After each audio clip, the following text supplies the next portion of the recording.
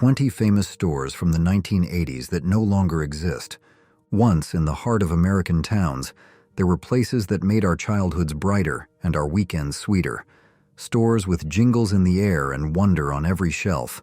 But they're gone now. Ghosts of the 80s. Come along as we remember 20 beloved stores that time quietly swept away. Radio Shack. In the heart of small towns and city corners, there stood a storefront where curiosity bloomed beneath fluorescent lights. Radio Shack began in 1921, not with fanfare, but with two brothers in Boston who believed in coaxing wonder out of copper wire and solder. From that modest start, it grew into a national fixture, selling everything from transistor radios to home computers.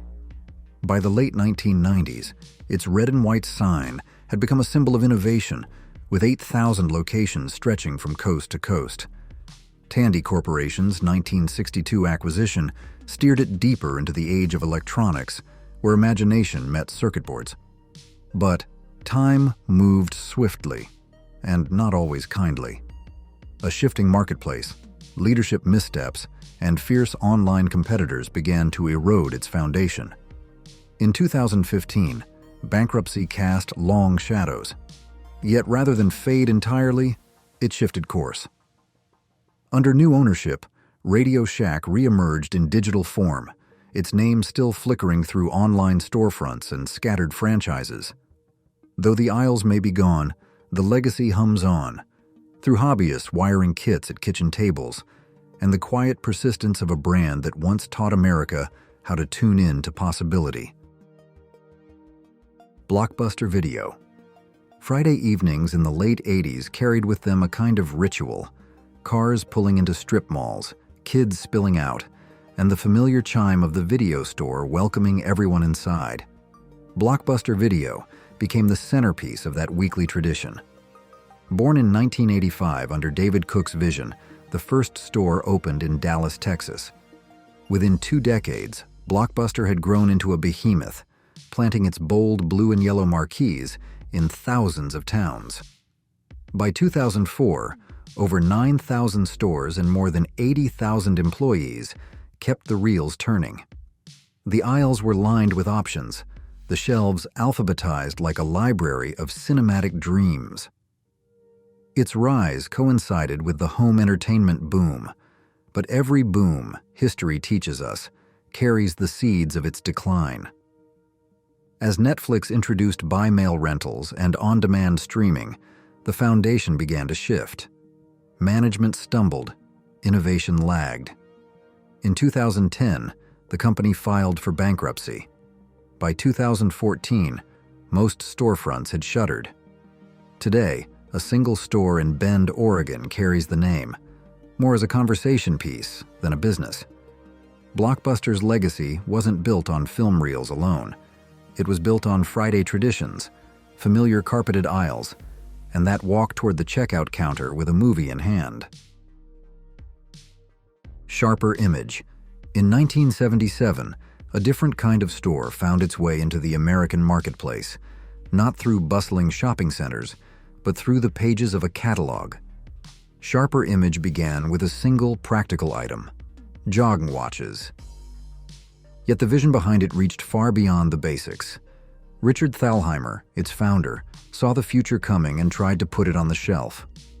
Soon, those catalogs showcased gadgets that seemed borrowed from tomorrow: air purifiers, reclining massage chairs, and digital curiosities meant to intrigue as much as serve. The design was sleek, the promise bold.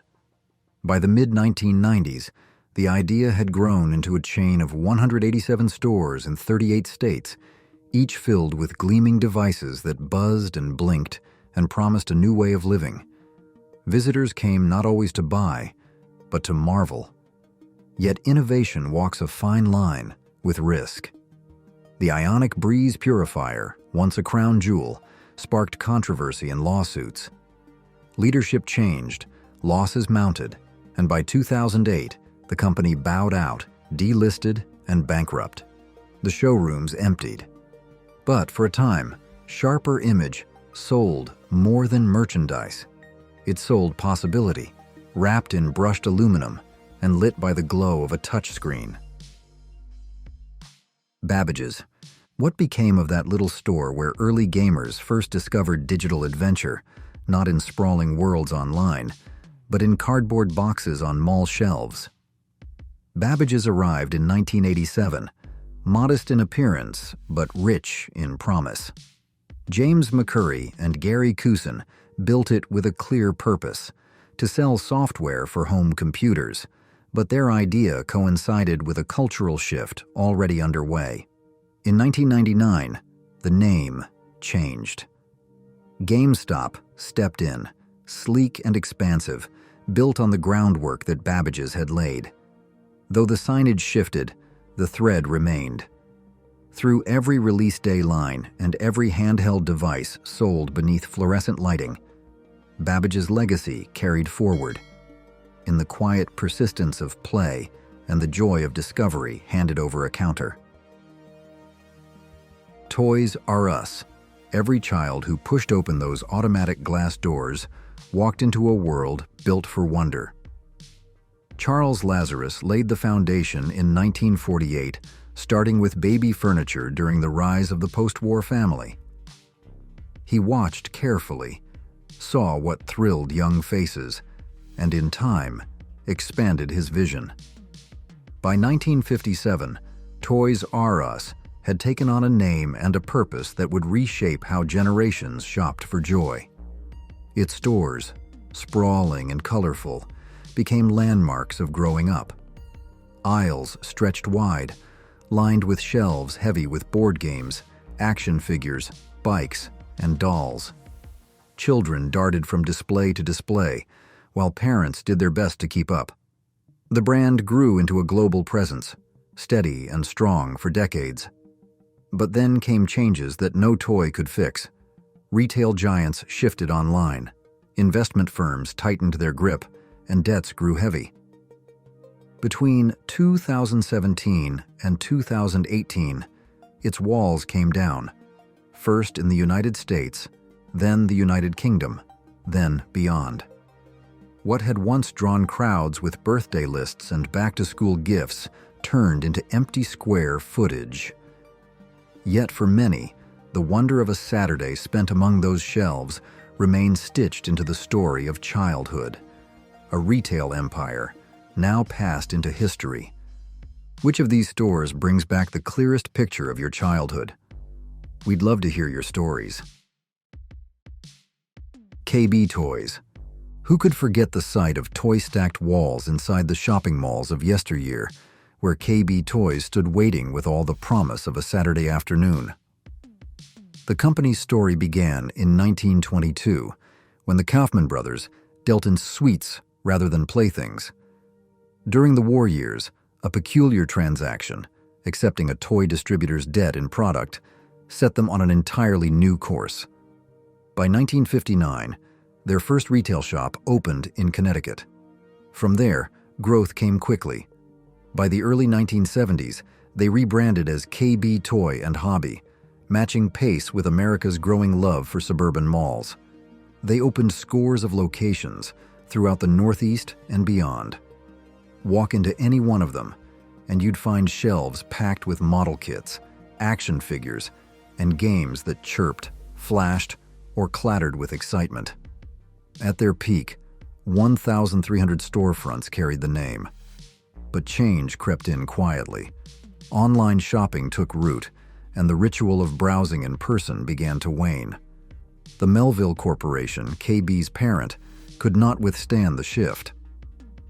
By 2009, the gates came down. And while the stores vanished, the era they belonged to left behind a trail of childhood joy and colorful aisles now spoken of in past tense. Woolworths. Certain stores didn't simply line city blocks, they anchored them. Woolworths stood with its bold signage and familiar facade, a presence as reliable as the passing streetcar or the daily paper.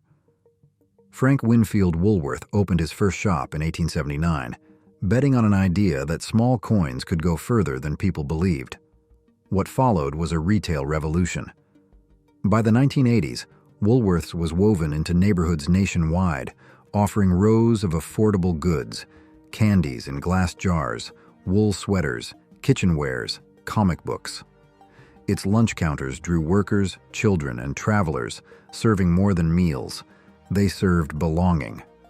On any given weekday, stools filled with chatter, while the scent of grilled sandwiches drifted beyond the aisles. A pair of socks or a notebook might have been the reason to walk in, but comfort was the reason to stay. Yet retail moved with swift steps. New players entered, big box giants, sharper price points, glossier window displays. Malls drew younger shoppers, and suburban expansion left downtown stores behind. Woolworths adjusted, but each year brought stiffer competition and tighter margins. By the close of the 1980s, the store that once stood as a fixture of daily life started vanishing from city maps, leaving behind marble counters and wooden shelves, now dusted with silence. Tower Records. In a time when music lived in grooves and crackles, Tower Records stood as a gateway to discovery. Russ Solomon's journey began behind the counter of his father's Sacramento drugstore, selling surplus jukebox records to passers-by. That simple beginning grew into something far-reaching. By the 1970s, Tower had planted roots in San Francisco, converting an old grocery into a multi-floor destination for those chasing the latest LPs and obscure imports. The shelves stretched endlessly, each one a path to another artist, another rhythm. Word spread fast. By 1979, Tower's footprint expanded to Japan, followed by Canada, the United Kingdom, and parts of Asia, each store humming with anticipation and community. But the ground beneath the music industry shifted. Digital files replaced album covers, and listening habits grew more solitary. Tower tried to adjust, yet the tide proved stronger.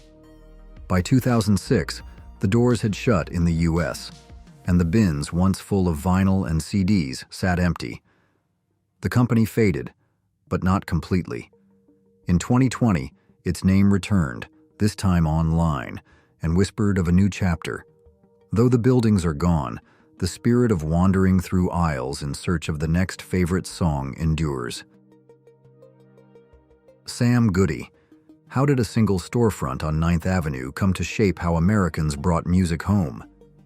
In the late 1940s, Sam Goody Gudowitz, a resourceful New Yorker, began selling records at a time when the long-play format was only beginning to catch on. He saw an opportunity not only in vinyl, but in mail-order pricing that brought LPs to college dorms and kitchen tables from coast to coast. By 1951, his business had grown into a chain, with stores that drew in customers searching for the latest hits and timeless classics. Over the next few decades, those locations expanded alongside the music industry itself, first vinyl, then cassettes, and eventually shelves brimming with compact discs. In 1986, licorice pizza stores were folded into the Sam Goody brand, further boosting its reach. At its height, over 800 Goody stores operated under the Musicland Group, generating billions in annual sales. But the rhythm of retail was changing. As digital downloads gained traction, foot traffic dwindled. By 2006, bankruptcy swept through the chain. The storefronts went dark. Yet, for a generation, buying music once meant a walk through Sam Goody's aisles, with discovery waiting on every shelf. Peaches records and tapes. Music once had weight and texture, pressed into vinyl, wrapped in sleeves, stacked high in crates. Peaches records and tapes embraced that era with open arms and open floor plans. Founded in 1975 by Tom Hyman on Hollywood Boulevard, the first Peaches store invited customers into something closer to a music warehouse than a retail outlet. Each location sprawled wide, filled with the crackle of old jazz, the pulse of rock, the wail of soul. It wasn't uncommon to see life-sized album covers mounted outside or handwritten autographs framed between speaker stacks. The stores numbered close to 50, spread through 22 cities, offering not only records, but a ritual, a place to wander, browse, and talk about what you found. But the marketplace changed course. As cassettes gave way to CDs and CDs to streaming, the business strained. In 1981, with nearly $20 million in debt, Peaches filed for bankruptcy. What had once been a thriving cathedral for music lovers went quiet. Yet for those who passed through its wide aisles and ran their fingers over glossy cover art, Peaches delivered more than product.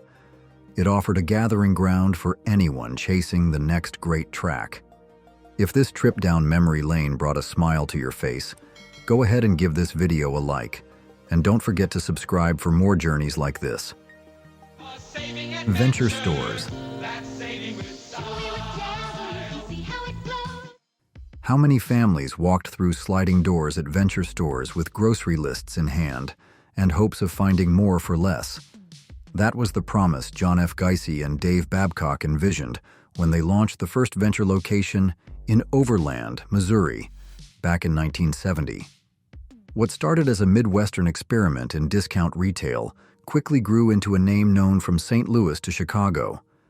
By the close of the 1980s, more than 70 locations dotted the region, offering customers everything from cookware to clothing, often at prices that drew long lines and loyal shoppers.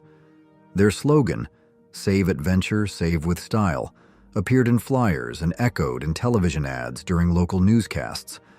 Each store stood as a one-stop option for busy households seeking both value and variety. But by the early 90s, change arrived. Competitors moved in. Bigger stores, broader selections, deeper pockets. Venture split from May department stores in 1990, aiming to stand independently. The challenge proved too steep. In January of 1998, Venture filed for Chapter 11 bankruptcy. Within half a year, the chain vanished. The building stood empty. Another thread in the American shopping story unraveled, quietly but completely. Caldor. Some retailers found their strength not in spectacle, but in sincerity. Caldor among them. Founded in 1951 by Carl and Dorothy Bennett, the store took shape in Port Chester, New York. The name itself, drawn from their initials, stood as a tribute to their shared ambition to make quality goods accessible without dressing them up or pricing them out of reach. Caldor shelves held appliances, electronics, furniture, jewelry, and sporting gear. All curated for working families who expected durability without the department store premium. Their slogan, "Where shopping is always a pleasure," wasn't only painted on windows, it echoed through every tidy aisle and fair-priced tag. As the company expanded through the Northeast, it earned a quiet reputation for reliability. By 1985, with over $1 billion in sales, Caldor had become a mainstay of suburban commerce. They opened stores in towns large and small, meeting everyday needs with unassuming grace. Yet the decade ahead brought stiffer headwinds. National chains scaled up, and the retail field shifted. Caldor, once steady, struggled to adapt.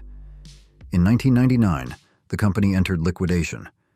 A familiar name faded from shopping centers, leaving behind shopping carts that no longer rolled and parking lots that once bustled every weekend. Circuit City. There was a season in American retail when Circuit City stood out like a beacon for those chasing the next piece of technology. Launched in 1949 by Samuel and Alan Wurtzel, it began as a modest operation, but by the 1980s, it had transformed into a national chain with bold red signage and stores big enough to rival supermarkets. Inside, shoppers navigated rows of television sets glowing behind glass, shelves stacked with stereo systems, camcorders, and early desktop computers. Knowledgeable staff were ready with answers, walking customers through the knobs, dials, and digital promises of each product. These weren't ordinary shopping trips. They were encounters with what was new and next. As years passed, the format grew familiar. and the brand cemented its place in neighborhoods all over the country. But winds of change swept through retail. Online giants moved faster, leaner. The 2008 recession didn't help. By January 2009, Circuit City filed for bankruptcy.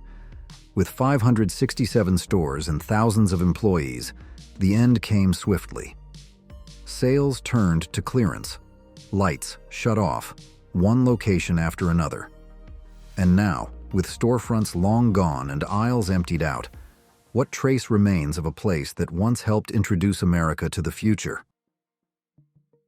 CompUSA. Buying a home computer once meant more than a trip to the electronics aisle at a big box chain. In 1984, in Addison, Texas, a company called Soft Warehouse opened its doors with a bold idea: give customers a place where everything, from floppy disks to repair service, could be found under one roof. 4 years later, that idea took on a new name: CompUSA. The first megastore arrived in Atlanta in 1988, and others followed in quick succession.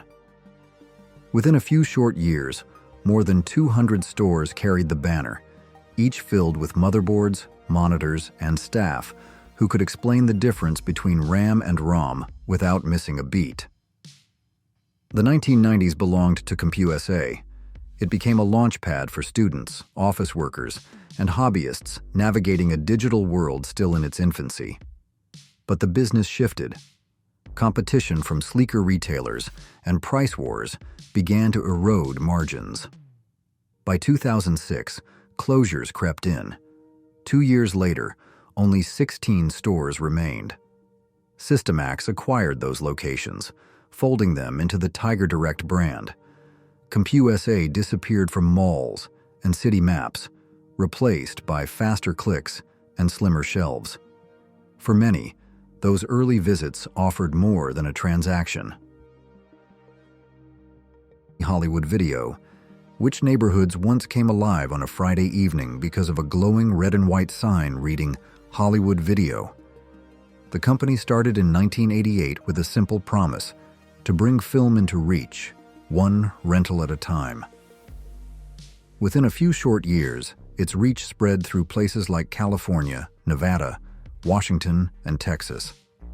These were spacious stores, often 7,500 square feet or more, with shelves stacked high with thousands of VHS tapes. Popular titles arrived in bulk, with over 100 copies waiting behind plastic covers. Inside, families shuffled along the aisles, debating comedies versus thrillers, while clerks called out names over intercoms and offered suggestions with the ease of true movie lovers. As DVDs arrived, the selection grew deeper, but the ritual remained the same: grab a film, rewind it later. That rhythm began to unravel with streaming. The comfort of home and a broadband connection quietly took over. In 2010, Hollywood Video's parent company filed for Chapter 7 bankruptcy. Stores emptied out, lights shut down, plastic bins and faded posters were left behind. The storefronts vanished, but for many, the experience of scanning rows of titles under flickering lights remains unmatched by any algorithm. Are there any other beloved stores from the 80s we didn't mention here? Let us know in the comments.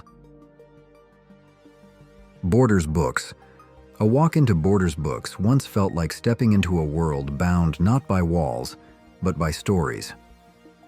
That journey began in 1971 when Tom and Louis Borders opened their first store in Ann Arbor, Michigan. What started as a small venture on South State Street soon evolved into a cornerstone of American retail. Readers came not only for books, but for records, calendars, board games, and magazines. Throughout the 1980s and well into the 2000s, Borders expanded steadily. By 2010, it operated over 500 superstores nationwide, alongside 175 smaller outlets under the Waldenbooks name. The layout invited visitors to stay, and many did. Students, travelers, parents with children in tow. Each store carried its own rhythm, built around the turn of a page, or the crackle of a new vinyl record. Yet as online sellers grew and digital convenience gained ground, Borders faltered. The company struggled to find its footing in the shifting terrain of modern retail. In 2011, bankruptcy was declared, and the process of liquidation began. Stores closed, workers departed, and another chapter in American retail drew to a close, taking with it the hum of discovery between rows of shelves. Waldenbooks. The story of Waldenbooks begins not with profit margins or bestseller lists, but with a small, enduring kindness in the heart of hardship. In 1933, during the throes of the Great Depression, Lawrence Holt and Melvin Kafka planted their vision in Bridgeport, Connecticut. Books, they believed, should not be a luxury, so they offered rental libraries, 3 cents a day for the company of Hemingway, Steinbeck, or a well-thumbed Western. This simple idea took root. By 1962, the first dedicated bookstore opened in Pittsburgh. The business grew steadily, expanding into shopping centers and department store corridors. Waldenbooks became familiar to mall-goers, its narrow aisles packed with paperback racks and the scent of ink on paper. Children waited by the comic book shelves while parents browsed bestsellers and cookbooks. Holiday shoppers filled baskets with calendars and card sets, their lists scrawled on scraps of paper. But retail winds began to shift. By the mid-1990s, Borders Group had acquired the chain. As online shopping gained speed, foot traffic dwindled, pages gave way to pixels, and by 2011, the final locations prepared to close. Yet, something of Waldenbooks, its purpose, its humanity, remains carried in those who once lingered by its shelves, finding stories to take home for a while. Lionel Kiddie City. Who could forget the excitement of turning a store aisle into an adventure trail? Lionel Kiddie City brought that thrill to life, beginning in Philadelphia around 1957. Built on the idea of a toy supermarket, it drew families with wide aisles and rows of treasures, offering everything from puzzles to plastic dinosaurs. In the 1970s, the Lionel Corporation, famed for its electric trains, stepped in and grew the business under banners such as Lionel Playworld and Lionel Toy Warehouse. By its peak, over 150 stores had taken root in shopping plazas nationwide. From coast to coast, their striped logos and upside-down mascot welcomed children into a world built for them. Yet as the early 1980s unfolded, a harsh economic downturn forced hard decisions. Bankruptcy followed in 1982, and the company scaled back. But resilience marked their next chapter. By 1991, Lionel had bounced back to 100 stores, reclaiming its place among the top toy retailers in America. Then, almost without warning, it all unraveled. In June 1993, every remaining store prepared for closure. Shelves were emptied, signs taken down, and a beloved chapter in American retail ended. Those who recall the colorful shelves and Saturday trips know it was never merely about toys. It was about wonder and the joy of seeing the world through a child's eyes. Abraham and Straus. A name carried through the streets of Brooklyn for generations, Abraham and Straus began its journey in 1865 under the name Wexler and Abraham. The store grew in step with the borough, welcoming new ownership in the 1890s, when the Straus family acquired interest and helped shape the direction of what became A&S. Inside, shoppers found more than merchandise. They encountered refinement, rows of linens, polished silverware, perfume counters, and attentive clerks created an experience many would come to treasure. By mid-century, it had become a fixture in New York's department store tradition, rivaling its neighbors not in scale, but in the familiarity it fostered. As years passed, expansion followed. New locations opened, each echoing the spirit of the Fulton Street flagship. shoppers in Garden City and Paramus found the same sense of occasion, a stroll through fashion, fragrance, and holiday window displays. Yet, retail tides began to shift in the 1990s, and Federated Department Store's acquisition of Macy's altered the map. By April 30th, 1995, the A&S name faded from signage, replaced with a corporate standard. Though the escalators still carry shoppers upward, the rhythm has changed. The chandeliers remain, but the character, shaped by decades of commerce and conversation, is a story that belongs to yesterday's Brooklyn. Egghead Software. In the era when floppy disks still spun and dial-up tones marked the digital frontier, Egghead Software opened its doors in 1984. A modest shop in Bellevue, Washington, launched by Victor D. Aladef, marked the beginning. Tech-savvy shoppers browsed narrow aisles, trading hard-earned dollars for shrink-wrapped boxes and a little hope. Each transaction came with promise, a faster spreadsheet, a new game, or a tool to teach yourself DOS commands.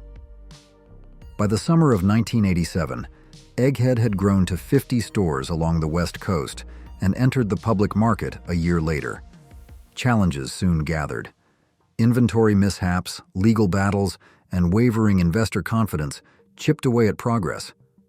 Still, the company pressed forward, shifting its headquarters to Spokane and expanding into 30 states, employing more than 2,500 people. As technology sprinted ahead, Egghead tried to keep pace. In 1997, it sold off its corporate and educational divisions, signaling a pivot. By 1998, the company had shuttered most physical locations, betting everything on e-commerce. For a time, it rode high on the optimism of the dot-com boom. But that wave crested too soon. In 2001, bankruptcy brought the journey to a close. All that remained were empty shelves, echoing faintly with the hopeful hum of a dial-up modem and the dreams of a digital dawn. Hooked on memories. Well, not all of them taste good. In this video, we're diving fork first into 20 of the worst restaurants the 1980s had to offer, places that promised magic but served disappointment. Some vanished overnight. Others should have. What happened to them? Let's dig in. Howard Johnson's. If you were on a family road trip in the 70s or 80s, chances are your suitcase wasn't the only thing riding shotgun. So was a Howard Johnson's stop. More than just a restaurant, Hojo's was a ritual. Those bright orange roofs popped up like old friends along America's endless highways, offering weary travelers a slice of comfort and a plate of clam strips. Founded way back in 1925 by Howard Deering Johnson, the brand began humbly with ice cream, but quickly grew into a roadside empire. By the time the 1970s rolled around, Howard Johnson's wasn't just a place to eat, it was the place to eat. With over 1,000 locations, it was once the largest restaurant chain in the country. But just like the cars that rolled into their parking lots, time has a way of wearing things down.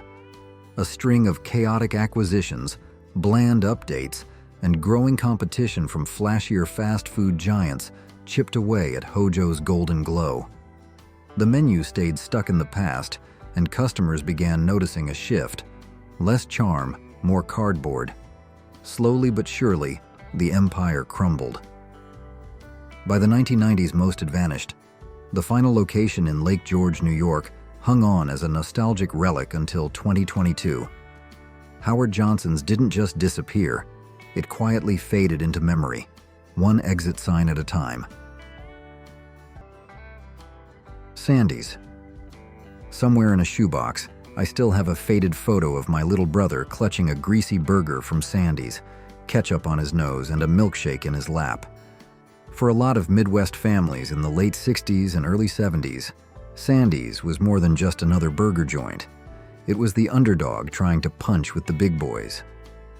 Born in 1956 out of a frustrated group of McDonald's investors in central Illinois, Sandy's took shape as a kind of rebellious twin. Same cheap burgers, same hand-spun shakes, same paper hats, but with a fierce streak of independence. What set them apart was their insistence on letting each franchise be completely operator-owned, a noble idea that turned sour fast. Some locations nailed the charm. Others, not so much. Fries came out cold, burgers overcooked, and that hometown feel started tasting like inconsistency. As the 70s waned, lawsuits mounted, sales dropped, and Sandy's lost its footing in an increasingly crowded market. By 1986, the dream quietly ended with a Hardee's buyout. Sandy's faded into memory, the kind of place you forget until a song, a smell, or a blurry photo pulls it back. And just like that, you're there again, if only for a second. Did you ever eat at any of these restaurants back in the day? Which one sticks in your memory most? Please let us know in the comments. Victoria Station. Did your family ever pile into the car for a steak dinner inside an old train car? For a stretch of the 70s and early 80s, Victoria Station made that feel like the height of American dining. Born out of a graduate business project by Bob Freeman, Peter Lee, and Dick Bradley, the first location opened in 1969 in San Francisco. And it wasn't just a restaurant, it was an experience. Each location looked like a rail depot from another time, complete with boxcars and cabooses serving as dining booths. Baby boomers loved the novelty, and the menu was classic comfort with a twist. Thick prime rib, barbecued ribs, sizzling steaks, and a signature shrimp dish proudly named Shrimp Victoria. The concept caught fire. At its peak in 1978, Victoria Station had nearly 100 locations nationwide and even pioneered stock options for employees, rare in the restaurant world back then. But success is a train that doesn't always stay on track. By the early 80s, prices rose, food quality dropped, and the charm began to wear thin. Diners who once came for the experience left grumbling about rubbery shrimp and overcooked meat. By 1986, most of the doors had closed. Victoria Station was a beautiful idea, ambitious, romantic, and eventually undone by its own runaway growth. Steak and ale. Soft lighting, dark wood panels, and the smell of sizzling steak drifting through a Tudor-style dining room. Steak and Ale wasn't just a restaurant, it was an atmosphere. Founded in 1966 by Norman Brinker, the man who helped shape casual dining as we know it, Steak and Ale offered something different. Upscale meals at prices working families could afford. You could get a ribeye, baked potato, and all-you-can-eat salad bar without breaking the bank. And for a lot of folks, it felt like eating in the lap of luxury. By 1976, the chain had grown to over 100 locations and was scooped up by Pillsbury, a move that promised bigger things. But as the years rolled on, the concept that once felt fresh began to age. The 80s brought new competitors, higher expectations, and unfortunately, declining quality. Ownership shuffled to Metro Media, then to S&A Restaurant Corp., but none could revive the magic. By 2008, the once beloved brand vanished in a single sweep. What lingered wasn't disappointment, but a strange kind of gratitude for the memories, the family dinners, the anniversaries, and those quiet Friday nights when Steak and Ale made you feel like someone had rolled out the red carpet, even if just for a plate of prime rib. Zantigo. Before Taco Bell conquered the map, there was Zantigo, a vibrant little chain that once made fast food Mexican feel bold, fresh, and just a little rebellious. Born in 1969 under the name Zapata in Minneapolis, Zantigo wasn't your run-of-the-mill taco joint. With spicy chilitos, loaded taco burritos, and hot cheese-laden chips and cheese, it hit the spot for folks craving something different than burgers and fries. By the mid-70s, it had grown into a powerhouse with over 80 locations, riding a wave of popularity that made it feel like the next big thing. But in 1986, it all unraveled. PepsiCo, already the proud parent of Taco Bell, bought Zantigo and folded the brand into its more profitable sibling. Almost overnight, the name vanished, and with it, a unique flavor of fast food nostalgia. But the story didn't end there. In the mid-90s, a former manager brought the brand back to life in the Twin Cities, this time with heart, independence, and the same beloved menu items. Today, just 4 Zantigo locations remain in Minnesota, serving up memories with every bite. For those lucky enough to remember, or to rediscover it, it's more than food. It's the warm, cheesy taste of what could have been, quietly living on in a few cozy corners of the Midwest. Sambo's. It started with pancakes and ended with protests. Back in the day, Sambo's was where families went for an affordable breakfast, a bottomless cup of coffee, and the kind of sticky maple syrup memories that lingered on your fingertips and in your heart. Founded in 1954 by Sam Battistone Sr. and Newell Bonnet, the name Sambo's was a blend of their names. But unfortunately, it echoed something far more complicated in America's cultural history. By the late 60s, the chain was booming, with over 1,000 locations by the end of the 1970s. But the name, once brushed aside as harmless, began drawing criticism and lawsuits as the civil rights movement evolved into broader cultural awareness. In some towns, signs were replaced with "The Jolly Tiger," a brief attempt to outrun the controversy. But when profits dipped, the company doubled back to its old name, a move that turned out to be its final undoing. By 1982, nearly every location had shuttered, leaving only the original in Santa Barbara clinging to the past.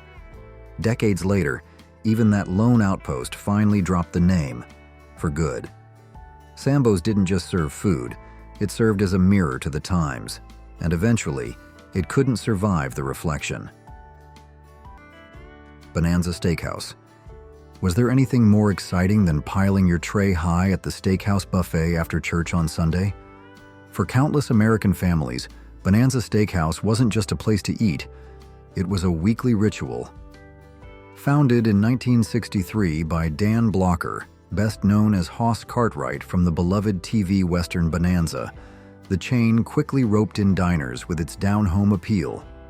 After Blocker passed the reins to brothers Sam and Charles Wiley in 1966, Bonanza expanded rapidly, serving up grilled steaks, baked potatoes, fried seafood, and buttery rolls in a tray-line format that felt both casual and just a little bit special.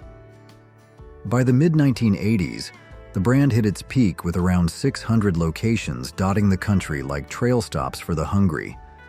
But then, the charm began to fade.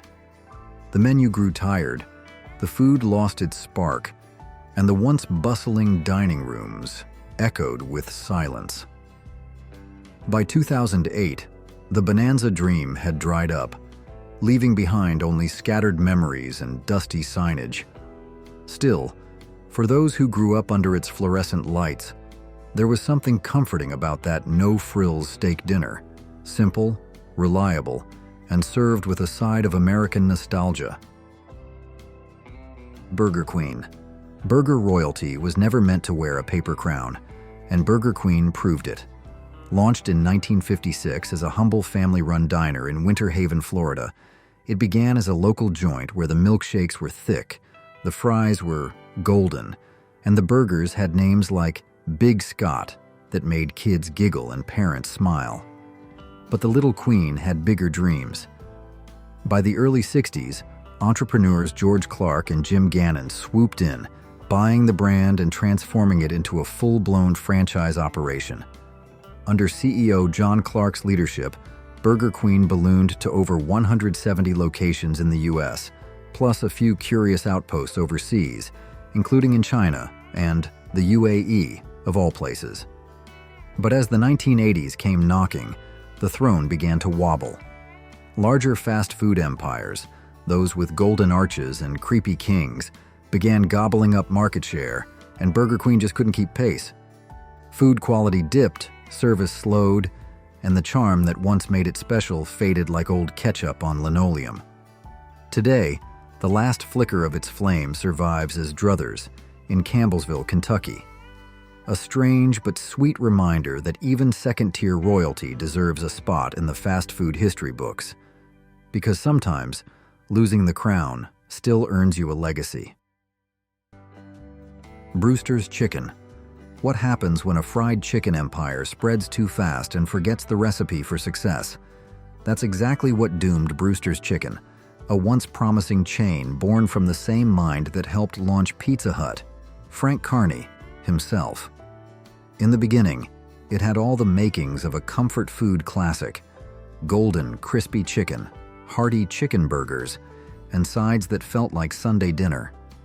By the late 70s, Brewster's was popping up across the country, tempting hungry families with the promise of cholesterol-free frying oil and a folksy charm.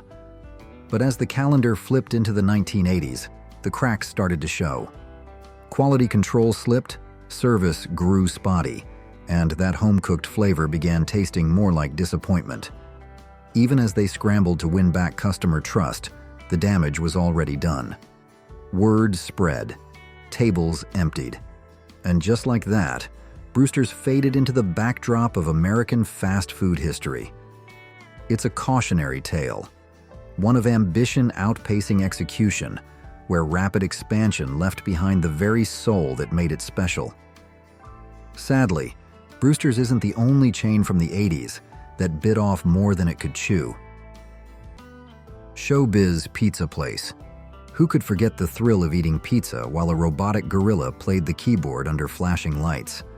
Showbiz Pizza Place wasn't just a restaurant, it was a rite of passage for 80s kids.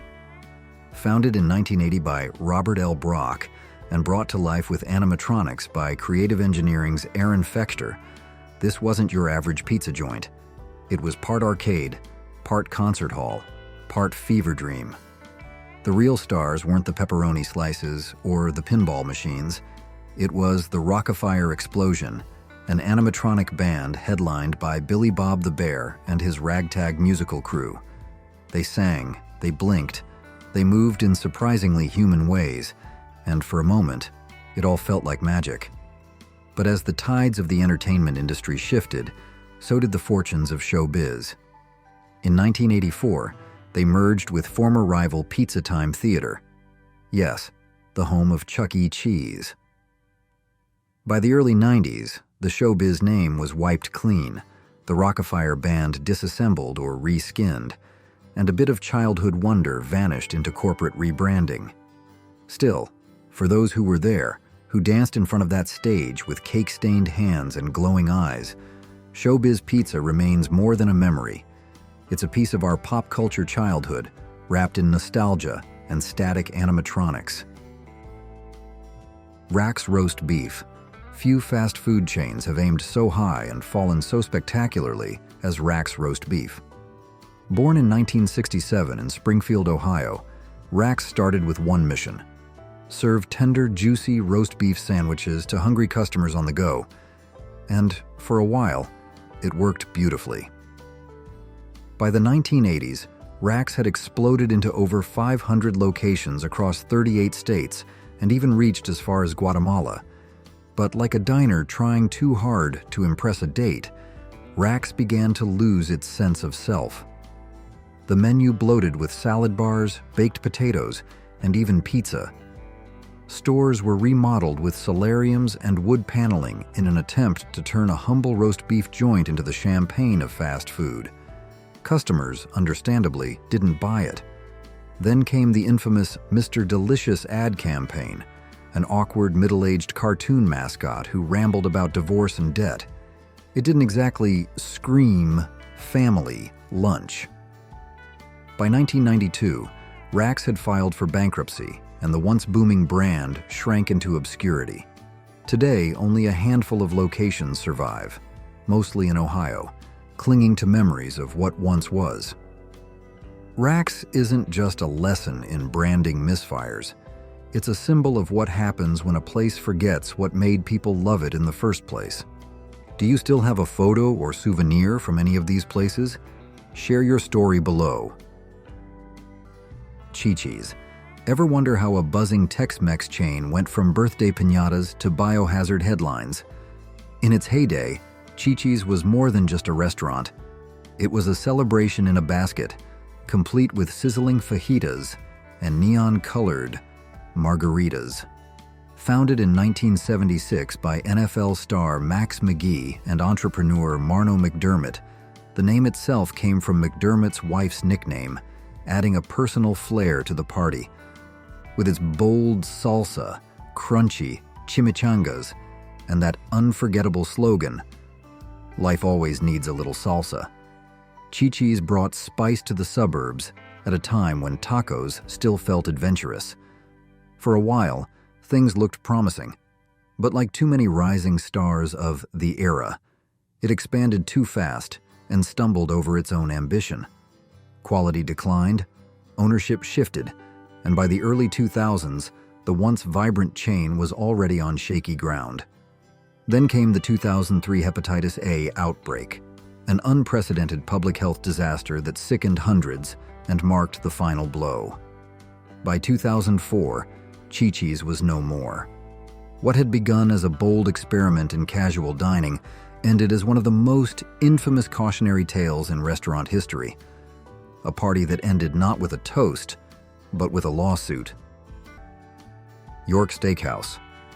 Ever leave a steakhouse wondering if you'd just eaten a shoe with gravy? That was the running joke in my family every time we left York Steakhouse. My dad once tried to cut into his sirloin, and the knife bounced off. He still brings it up every Thanksgiving. But back in the 1970s, York was the spot if you wanted steak on a budget without the need for reservations or a tie. Founded in 1966 in Columbus, Ohio, by Eddie Grayson and Bernie Gross, it quickly grew into a national presence, especially after General Mills bought it out in 1977. At its peak, there were nearly 150 York locations scattered across malls and shopping plazas, serving up hearty cuts of meat, buttery rolls, and sides piled high on plastic trays. It was cafeteria-style steak with a side of middle-class optimism. But over time, the charm wore thin. The food got bland, the meat overcooked, and the once dependable service started to sour. Guests began trading steak nights for better experiences elsewhere, and sales tumbled. By the end of the 80s, York Steakhouse was largely a memory. What started as an affordable indulgence turned into a cautionary tale in how quickly customers walk away when the quality no longer matches the promise. If you enjoyed this trip down memory lane, give us a like and subscribe so you don't miss the next one. Roy Rogers Restaurants. Long before fast food became a race to the bottom, Roy Rogers rode in with something bold. Roast beef, fried chicken, and burgers all under one roof, and not a heat lamp in sight. Launched in 1968 by Marriott and named after the cowboy legend himself, the chain promised more than a meal. It offered a little slice of Americana with every tray. At its peak, Roy Rogers boasted over 600 locations, stretching across the country like a trail of smoky barbecue and golden fries. You'd walk in, grab a paper hat for the kids, and hit the Fixin's Bar, a DIY condiment station that made you feel like you had some real say in your sandwich's destiny. But the glory days didn't last. After a messy sale to Hardee's in 1990, many locations were rebranded or shuttered, and the name faded from the roadside landscape. And yet, like any good cowboy, Roy never truly disappeared. The Plamondon brothers revived the brand in the 2000s, and now, with dozens of locations and even a return to New Jersey, Roy Rogers is quietly galloping back.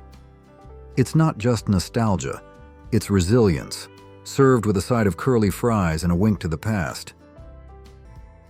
G.D. Ritzy's. Who doesn't love a diner that serves chili 7 ways until none of them taste right anymore? Back in 1981, G.D. Ritzy's hit the scene in Columbus, Ohio, with bold colors, chrome trim, and a promise to bring the old-fashioned soda fountain back to life. It was the kind of place that made you feel like you'd stepped into a Norman Rockwell painting, only with extra ketchup and a jukebox that ate quarters. Burgers, fries, and hand-dipped ice cream were the cornerstones of its charm, all served with a wink to the 1950s. For a while, it worked. Through the mid-'80s, locations popped up across the country, drawing crowds who loved the nostalgic aesthetic. But behind the neon glow, trouble was brewing. Food quality dipped, and customers started noticing the burgers weren't quite as fresh, the fries a bit too limp. Competitors with faster service and better consistency pushed Ritzy's to the sidelines. By 1989, it had gone bankrupt and shuttered almost completely. And yet, the story didn't end there. In 2018, the brand was brought back to life, like a forgotten tune suddenly playing on the radio. Today, it operates on a much smaller scale, but for those who remember, G.D. Ritzy's is a time capsule with a cherry on top. Bennigan's. Few places captured the cozy chaos of 1980s casual dining quite like Bennigan's.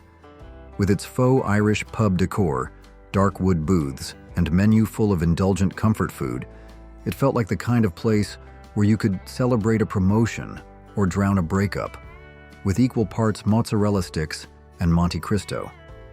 The chain was launched by Norman E. Brinker, a pioneer in the restaurant world, and backed by Pillsbury as part of its expansion into fast casual concepts. At its peak, Bennigan's wasn't just a restaurant, it was a social ritual. But cracks began to show after Pillsbury was acquired by Grand Metropolitan in 1989. The brand started slipping, slowly but surely. Management stopped innovating. The food lost its flavor, literally, and customers noticed. New competitors offered sleeker service, fresher ingredients, and modern menus, leaving Bennigan's looking tired and out of step. By 2008, after years of dwindling sales, the chain filed for bankruptcy and shuttered nearly all U.S. locations. A few spots survive abroad and a handful still operate stateside, but they feel more like time capsules than restaurants. Bennigan's didn't go out in a blaze. It faded away, one quiet booth at a time, taking with it the echoes of countless Friday nights and cheap happy hour pints. Gobbler Supper Club. Was there ever a restaurant so funky it made you feel like you were eating Thanksgiving dinner inside a lava lamp? That was the Gobbler Supper Club, part Turkey Haven, part retro fever dream, and entirely unforgettable. Opened in 1967 along Highway 26 in Wisconsin, this place wasn't just a restaurant, it was a spectacle. Designed as a roadside attraction for Clarence Hartwig's sprawling Gobbler Motel complex, the supper club featured swirling carpets, spinning dining areas, and color schemes that would have made Elvis blush. Its menu leaned heavy on turkey and prime rib, American staples served up with old-school sides, and a side of spectacle. But while the design turned heads, the food didn't win hearts. Customers quickly soured on what they described as bland, uninspired fare, more cafeteria than culinary.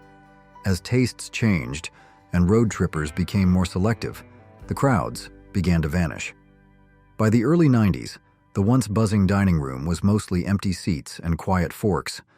In 1992, Clarence's son Clyde officially called it quits and filed to close the doors for good. The Gobbler may be gone, but its legacy lives on as one of the most gloriously strange chapters in American dining, a place where kitsch reigned supreme, even if the gravy didn't. Arthur Treacher's Fish and Chips. Remember when a basket of greasy fish and fries could pass for a taste of jolly old England? For a while, Arthur Treacher's Fish and Chips made that fantasy feel real, at least in the parking lot of your local strip mall. Launched in 1969 in Columbus, Ohio, the chain brought British-style comfort food to American diners, right down to the newspaper-wrapped aesthetic. What many forget is that this wasn't just some novelty idea cooked up overnight. Behind it were fast food veterans, S. Robert Davis, Dave Thomas, yes, the Wendy's guy, and L.S. Hartog, all with deep roots in KFC's early empire. And the name? A clever bit of borrowed class from English actor Arthur Treacher, famous for playing butlers with impeccable manners in Shirley Temple films. At first, it worked. The brand grew quickly, thanks to its fried fish fillets, chicken, and crispy chips that, at least for a moment, stood out in a burger-dominated market. But as competition heated up in the 80s and quality slipped, the appeal faded fast. Locations dwindled, and today, only a handful survive. It's a story of overexpansion, changing tastes, and a once-beloved British-American hybrid that just couldn't keep up with the times. Henry's Hamburgers. 15 cents once bought you a slice of burger heaven, and at Henry's Hamburgers, you could get 10 for $1. Launched in 1954 by the Bresler's Ice Cream Company, Henry's was never just about burgers. It was a clever ploy to boost milkshake sales that quickly turned into a fast food empire. Named after Henry Bresler, the late co-founder, the chain exploded across the Midwest, outpacing McDonald's in the Chicago area by the mid-1950s. By the early 60s, Henry's boasted over 200 locations nationwide, serving up greasy, paper-wrapped goodness to hungry families on a budget. But success is a fragile thing. Behind the scenes, corporate shakeups and fractured ownership slowly chipped away at the brand's foundation. Stores closed, memories faded, all but one. In Benton Harbor, Michigan, a lone outpost has defied the odds since 1959. With a drive-through added in 1988 and over 70% of orders still going out the window, it's more than a burger joint. It's a local institution. The Brown Bag Special still draws loyal customers, decades after its 1987 debut. Somehow, this tiny survivor has outlasted giants, not by following trends, but by listening to the community it serves. Henry's isn't just surviving, it's preserving a golden piece of roadside Americana. Time carries on, but echoes of these storefronts linger in our hearts. Which one do you miss the most, or wish you'd seen? Tell us in the comments, and if this journey stirred a memory, give us a like, hit subscribe, and tap the bell so you never miss a trip down memory lane.